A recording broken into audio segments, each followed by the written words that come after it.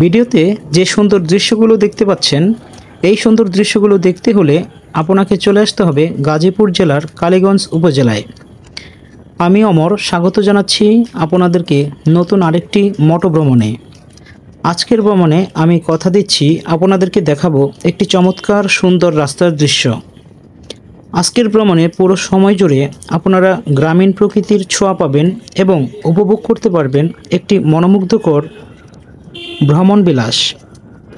জানি না আপনাদের বাইকে ভ্রমণ করতে কার কেমন লাগে, আমার কিন্তু বাইক রাইড করতে অনেক ভালো লাগে, বিশেষ করে অপরিচিত কোনো জায়গায়। এই মুহূর্তে বাইকে আমার সাথে রয়েছে আমার ছেলে সমর্পণ এবং সমর্পণের মা। আমি মূলত ঈদের ছুটি উপলক্ষে শ্বশুরবাড়ি গিয়েছিলাম।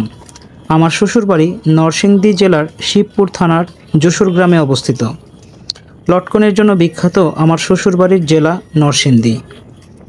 যাই হোক, শ্বশুরবাড়ি ভ্রমণ শেষে গোড়াশাল ও গাজীপুর হয়ে এখন চলে যাচ্ছি আমার নিজ বাড়ি সাভারে। কথা দিয়েছিলাম আজকের ভিডিওর মাধ্যমে আপনাদের একটি চমৎকার সুন্দর রাস্তার দৃশ্য দেখাবো।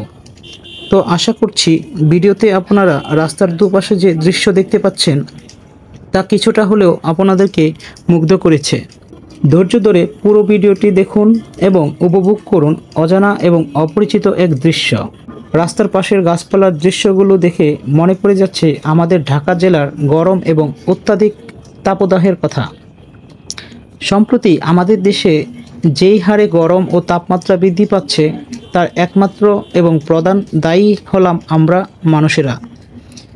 যেইভাবে আমরা প্রতিদিন বৃক্ষরোপণ করছি এবং আমাদের পৃথিবীকে যেইভাবে জলবায়ু পরিবর্তনের দিকে ঠেলে দিচ্ছি, তাতে করে অদূর ভবিষ্যতে পৃথিবীতে আমাদের টিকে থাকা প্রায় অসম্ভব হয়ে পড়বে।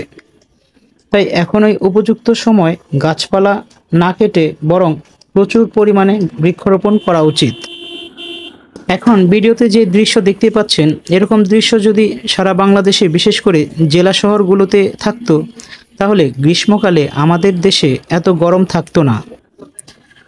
বাস্তবে আমাদের পৃথিবীর ন্যাচারাল রিসোর্স বা প্রাকৃতিক সম্পদগুলো ধীরে ধীরে নিঃশেষ হয়ে যাচ্ছে এবং দেখা দিচ্ছে নানা রকম সম্পদের ঘাটতি, যেমন তেল, বিদ্যুৎ, গ্যাস, যা ইতিমধ্যে ঘাটতি বা সংকটের সম্মুখীন হয়ে পড়েছে।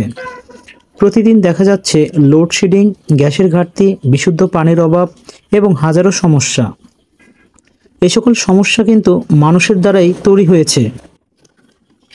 মূলত মানুষের জন্যই পৃথিবীতে নানা ধরনের প্রাকৃতিক দুর্যোগ সংঘটিত হচ্ছে, আর সেগুলো সৃষ্টিকর্তার গজব বলে চালিয়ে দিই আমরা। সম্প্রতি আমাদের দেশের অতিরিক্ত উষ্ণ জলবায়ু এবং আরব আমিরাতের দুবাই সহ সারা বিশ্বের যে প্রাকৃতিক দুর্যোগ দেখা যাচ্ছে তার জন্য কেবল আমরা মানুষেরাই দায়ী। পৃথিবীতে যে পরিমাণ বনভূমি থাকা দরকার ছিল বাস্তবে তার অর্ধেকও নেই, যার ফলে আমাদের ভূমণ্ডলে প্রচুর পরিমাণে কার্বন ডাইঅক্সাইড গ্যাস বৃদ্ধি পাচ্ছে এবং হুমকির সম্মুখীন হচ্ছে আমাদের বসবাসের একমাত্র গ্রহ এই পৃথিবী। তাই আসুন সবাই মিলে আমাদের হোম প্ল্যানেট পৃথিবীকে বাঁচানোর জন্য প্রচুর গাছপালা রোপণ করি। সৃষ্টির সেরা জীব বলে আমরা নিজেদেরকে দাবি করলেও বাস্তবে আমরা নিকৃষ্ট কাজগুলোই বেশি করে থাকি। আমরা মানুষেরা বরাবরই আত্মঘাতী কাজ করতে বেশি উৎসাহী হয়ে থাকি। মানুষ হয়ে আমরা মানুষের খাবারে ভেজাল মেশাই। মানুষ হয়েও মানুষের প্রতি আমাদের নিষ্ঠুর হতে আমাদের বিবেকে বাধে না। অন্যের হক ও অধিকারের কথা আমরা চিন্তা করি না। অতিরিক্ত মুনাফা আদায়ের লক্ষ্যে আমরা ধর্মীয় অনুভূতিকেও কাজে লাগাতে দ্বিধাবোধ করি না। এই সকল কাজ কি আত্মঘাতীমূলক নয়? এরকম মানবতা বিরোধী কাজগুলো কিন্তু আমরা মানুষেরাই করে থাকি। আমাদের ভবিষ্যৎ প্রজন্মের জন্য একটি বাসযোগ্য পৃথিবী গড়ে তুলতে হলে এখন থেকেই আমাদের সকল প্রকার দূষণ বন্ধ করতে হবে, কমাতে হবে জীবাশ্ম জ্বালানির নিঃসরণ। উন্নত দেশগুলোর বিলাসবহুল জীবনযাত্রা, বুকবাদী উৎপাদন ব্যবস্থা এবং পুঁজিবাদের বৈষম্য যদি নিয়ন্ত্রণ করা না যায় তাহলে আমাদের মতো তৃতীয় বিশ্বের দেশগুলো আগে হুমকির সম্মুখীন হবে। তাই বৈষম্যহীন একটা পৃথিবী এখন খুবই প্রয়োজন। যাই হোক, সমগ্র ভিডিও জুড়ে আমি একা একাই বকবক করে গেলাম। আজকের ভিডিওটি আপনাদের কাছে কেমন লাগলো তা কমেন্ট করে জানাবেন এবং ভিডিওটি যদি ভালো লাগে তাহলে শেয়ার করে অন্যকে দেখার সুযোগ করে দিবেন।